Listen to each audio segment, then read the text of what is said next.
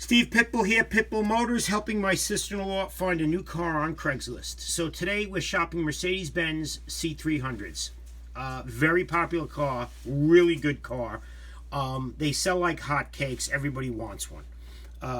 Just about, anybody looking for a good economical Mercedes buys that car. All right, so I'm just telling her the do's and don'ts on Craigslist, so I figured I'd share it with everybody else. Number one, when you see a car like this for $57.50, when you know it's a $15,000 or more car, right off the bat, it's BS. You could just tell it's BS. Now, with another thing I can tell, and you might not be able to tell, is these are screenshots. I can tell somebody stole these pictures and just put it here. Now, if I look at the pictures, let's see what they have.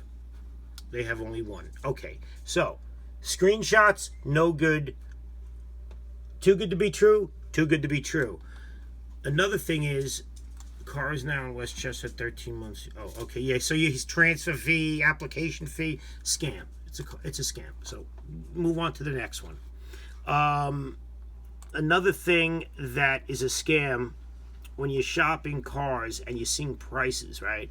And some dill rod puts a car up for, let me find it, $12,981. He's a dumbass. He's a scam. Stay away. Nobody in their right mind is going to ask $12,981 for a car. Don't even click on the ad. Don't even waste your time. See, I'm going to see what the hell's going on here. Because what they normally do is call it, drive it, call it, text, warranty included. This thing has scam written all over it. Just all over it. And I don't like what I see. So I stay away from that car. Another thing to stay away from, we clicked on a car before and it actually had a picture of an email for you to reach out to. Okay, when someone has a picture of an email and they want you to email them outside of Craigslist, like I can just tell looking at this picture, that's a screenshot and it looks like a scam. Whenever they want you to email, and look, maybe someone is using screenshots when they first bought the car and they had nicer pictures. See, that's another thing. Always ask if it's current. Were these pictures recently taken? Yes or no. That's key. Car's a clean title. Come check it out. And no check engine light on. Yeah, because you probably cleared it. Another thing. A check engine light will be cleared and might stay off for 50 miles. You could buy it, leave, 50 miles later it comes on. If there's any way you could do a 60 or 70 mile test drive on the car to verify the check engine light is off, that's great. The other way is to bring one of these little rinky-dink machines, okay? What you could do is you could put it on the car and see if the monitors are ready. If the monitors are not ready, that means he cleared the check engine light. If the monitors are ready and there's no check engine light, you're good to go. Other things to look out for. Somebody not being available. Somebody being out of the country. Somebody wanting money before you get your car. People who offer financing on Craigslist usually are raping and pillaging you with a 20% interest rate. A lot of these people will advertise these cars at reasonable prices but won't sell them to you cash outright because they make so much off the finance, they want to do that to you. So avoid being strung along from those kind of people. Let's see, what else do you have? No walk, 14,000. License plate in the picture. Yeah. Notice there's no plates on the cars. You know that's a used car guy, which is fine if he's a good one. But watch out for the person that acts like it's his own car and he's in a parking lot somewhere with no license plates. Try to look for a house in the background. Try to look, for the guy being at his house and selling it out of his house. Another thing, here locally in New York, the further out on the island you go, the less beat up the car usually is. Brooklyn, Bronx, Queens, Manhattan have real rough roads. When you're buying a car from those areas, it's usually beat to shit. On Long Island, the roads still kind of suck here and there, but usually people are driving farther instead of stop and go stuff, and they're driving on less potholes. 8999. Let's just open this one up. 2000 navigation data. Before I put it on sale, I make sure everything is good. Okay. I also will do New York. Okay, so he's a dealer, but he's probably saying he's not. But that's not a bad thing, you know. If the car is good and the money's right, you could buy it. You know, another thing, mileage can get kicked back. And people sometimes are surprised to hear that you can kick the mileage back on anything. Don't expect mileage always to be accurate. And Carfaxes, they are constantly inaccurate, so don't bank on them. Another thing, if you're buying a car with wheels on it, it says a lot.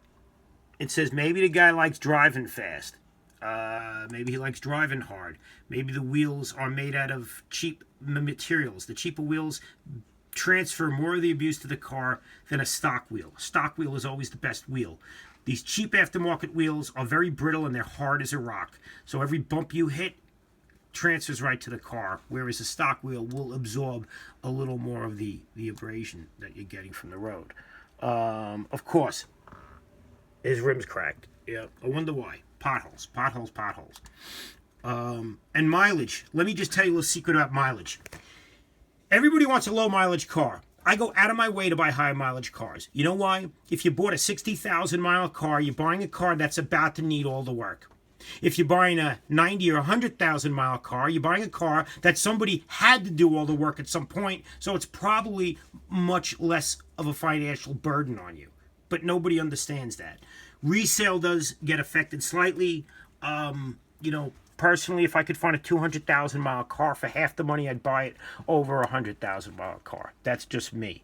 You know, it's the same exact car. And who the hell knows? It's got 200,000 miles on it when you drive down the road. Nobody.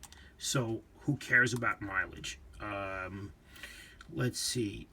Another thing to stay away from is when people want to meet you in a parking lot. That's usually not bad, but I understand. I wouldn't want strangers at my house. Feel them out. Talk to them on the phone. When someone has no communication verbally, that's usually an issue also. I really should make a better video about this at some point because I think it would be handy for people. The old finger covering up the license plate. Clean title. You know, another thing. The service records, they kind of mean something, but where did the car get serviced? And what do the records really mean? So many people put dealer serviced on their cars. Dealer serviced. And they have 3 receipts for 3 oil changes they did in 5 years. That sucks. Another thing to watch out for is off lease. You know how many people come into my office and come to the counter and talk crap about, oh, I bought an off lease. Do you know what you bought? You bought the car somebody bought because they didn't want to maintain. You bought the car somebody bought and did not maintain. They drove the hell out of it. They beat it to hell. They barely took care of it. They dumped it back off at the dealership. And that's what you bought. And today, what they're trying to do is tell you it's okay to do a 10,000 or even 13,000 mile oil change. Holy crap, what does this world come to? That's utterly ridiculous. It's ridiculous. A 13,000 mile oil change is a joke. So if you buy a car with 60K on it, and somebody's been doing 13,000 mile oil changes, I guarantee you're going to go through a quart or 2 of oil between your oil changes. You got to find a guy who is anal. I do all oil changes here at 5,000 miles. That's reasonable with synthetic oil. My own cars are 1,000 or 2, depending on which one it is. I like to change oil. Makes a big difference in the longevity of the vehicle. Buy here, pay here. Look, they're for people who have no money, no credit, and they're going to get waffed. People are going to buy from them and be held hostage to fees and rates. It sucks, but if you're in that boat, if you got shit credit and you have no money and you need a car and you got to buy from one of these places, just realize you're going to get screwed financially. But on the other side of the coin, this guy's got to deal with you who has shit credit and, you know, might not pay him back. So this is why he has to work the way he does. So be leery of that. Also, what dealers like to do, I'm going to walk around. It's getting boring. Check out the boxes. I just threw all these boxes from the top of my office down. Holy crap. What dealers like to do is this. They like to sell you a car, right? And they like to say, hey, I'm going to sell you this warranty with it. Don't ever take the warranty. Aftermarket warranties suck. They are horrible. They don't cover shit, and anything they cover, it's always cut in half twice. Don't buy the warranty. So what they like to do is they sell you this car, right? And it's all clean. It doesn't have a check engine light on at the moment. You drive away, a week later you come back, and then they try to tell you to go use the warranty. Warranty company gets a call from the mechanic and finds out you just bought this car a week ago and says, no, you're not covered. Your claim is bounced. Not only that, even when you do get your coverage to kick in, we're not going to fix that problem because it's pre-existing. It's the dealer's fault. Over here, you got 30 days. 30 days, okay? 30 days to go back to this guy you bought the car from or girl and get your money back or get them to fix something. So do yourself a favor. If you buy a used car and you drive it away and you paid for it, you own it, it's yours. Drive the shit out of it, and then before that warranty is up, go to a good mechanic, have him look it over to see what's wrong with it. Have him write up a thorough list so it's documented. Then go back to the guy you bought the car from. And at that point, he's going to have to make good on these things. Now, let me go with the other side of the coin real quick. I had a guy in here last week with a CLK. It was a bucket of crap.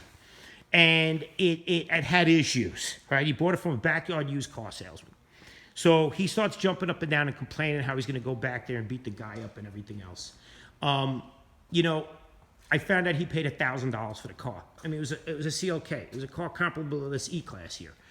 If you pay $1,000 for a car, expect to have to put money in it if it's a Mercedes and it's worth more.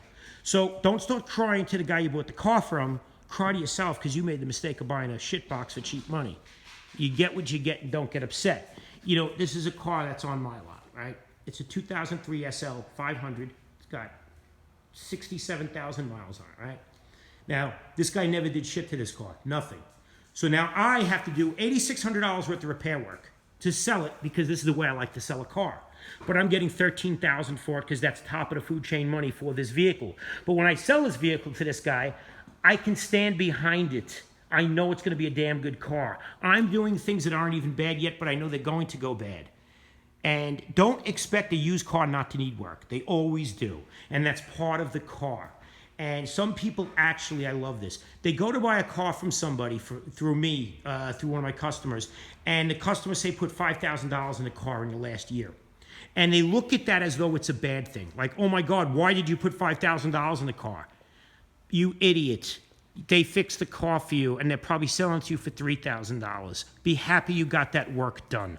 All of these cars need work like that. All of them. You're not going to get away with getting a Mercedes and not putting at least $1,000 a year into it, all right? So don't think you are going to. This BMW for sale, by the way, 10.5, take it away. Whatever.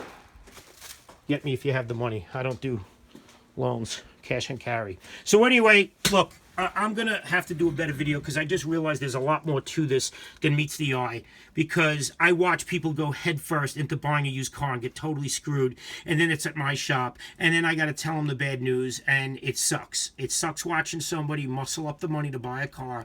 They're all happy as shit when they leave, and then when they come to me, life sucks, because now they got to dig deep, go in their pocket, and get the car right, and then I usually find out they owe twice what the car is actually worth. If you're working with cash, it's one thing. You can get to the meat on the bone. You can get the good deal. Personally, see this here? $3,300. I'll buy that car for $3,300. It's beat the shit, needs everything, and I'd put $5,000 into it. I would put $256,000. I love it. I love this car. $3,300. You probably only have to put $3,500 into it, but now you're $6,800 into a $9,000 car, and the $9,000 car is going to need that work anyway. So don't hate the mileage. It's not a bad thing. All right, I'm going to follow up with a better video, better orchestrated. Sorry I dragged along, but I hope you got something out of this one. Good luck shopping.